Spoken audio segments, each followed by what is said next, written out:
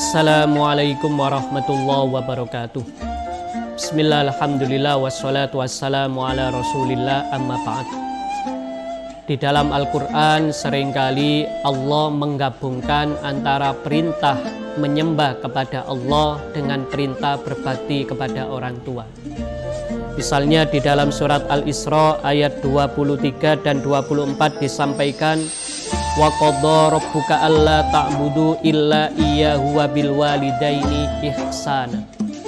Bahwasanya kalau kita berbakti kepada orang tua bukan karena motif kepentingan, bukan karena kita ada mau terhadap orang tua sehingga kita berbuat baik kepada orang tua. Bisa jadi ada orang punya kepentingan kepada orang tua baru dia berbakti. Tapi ketika tidak punya kepentingan dengan orang tua, dia mengabaikan orang tuanya. Di dalam Al-Quran, kalau kita berbuat baik kepada orang tua, motivasinya adalah karena itu merupakan perintah Allah Subhanahu wa Ta'ala. Di sisi lain, ihsana itu artinya sikap proaktif. Maka seorang anak disebut berbakti kepada orang tua kalau dia melakukan sikap-sikap yang positif. Jadi di dalam Islam bukan sekedar kita tidak tergolong sebagai orang yang durhaka, namun pertanyaannya adalah apakah kita masuk kategori orang-orang yang berbakti. Bisa jadi ada anak karena tinggal jauh dengan orang tua, dia tidak pernah menyakiti hati orang tuanya. Akan tetapi pada saat yang sama dia juga bukan anak yang berbakti kepada orang tuanya karena dia tidak melakukan tindakan-tindakan yang bersifat proaktif. Di dalam lanjutan ayat juga di situ disampaikan waqfid lauma janahadzulli minar rahmah. Hubungan antara anak sama orang tua itu diibaratkan seperti burung. Burung itu bisa terbang tinggi, namun kalau sudah di hadapan orang tua, dia meletakkan sayapnya di atas permukaan tanah sebagai tanda penghormatan kepada orang tua. Bisa jadi anak itu sukses melebihi orang tuanya.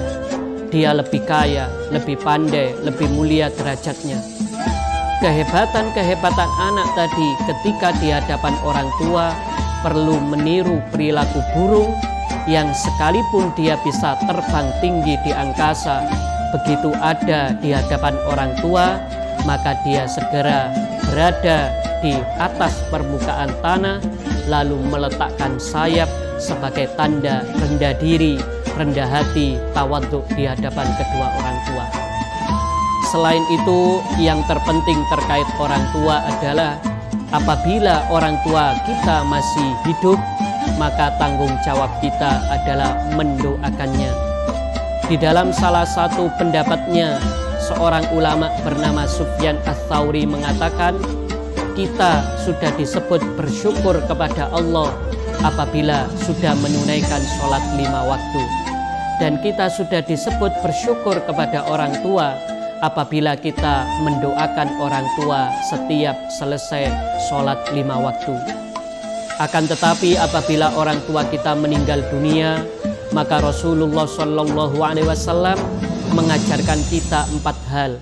Yang pertama adalah jangan lupa mendoakan orang tua. Jangan lupa untuk berziarah kubur dan sebagainya, mendoakan orang tua. Yang kedua adalah memohonkan ampunan dengan membacakan tahlil dan sebagainya. Kita memohon agar dosa-dosa orang tua kita diampuni oleh Allah Subhanahu wa Ta'ala. Misalnya doa yang populer adalah Rabbana ighfir lana wa li ikhwanina alladhina sabaquna bil iman wa la taj'al fi qulubina ghillan lil ladzina amanu rabbana innaka ra'ufur rahim. Lalu yang ketiga, sabda Rasulullah adalah kita bisa berbakti kepada orang tua dengan menunaikan janji-janji mereka. Mungkin orang tua kita punya hutang, punya janji, punya komitmen-komitmen yang tidak bisa terlaksana karena meninggal dunia. Tanggung jawab kitalah sebagai ahli waris atau anak untuk melanjutkan komitmen-komitmen tadi. Dan yang terakhir adalah kita tetap menjalin hubungan dengan orang-orang yang dulu menjadi kerabat, menjadi sahabat, menjadi orang-orang terkasih dari orang tua kita. maka hubungan dengan sahabat-sahabat orang tua, kerabat-kerabat orang tua tetap perlu dijaga. Inilah sekian contoh dari panduan Al-Quran maupun hadis tentang bagaimana cara kita berbakti kepada orang tua, baik ketika masih hidup maupun mereka sudah meninggal dunia.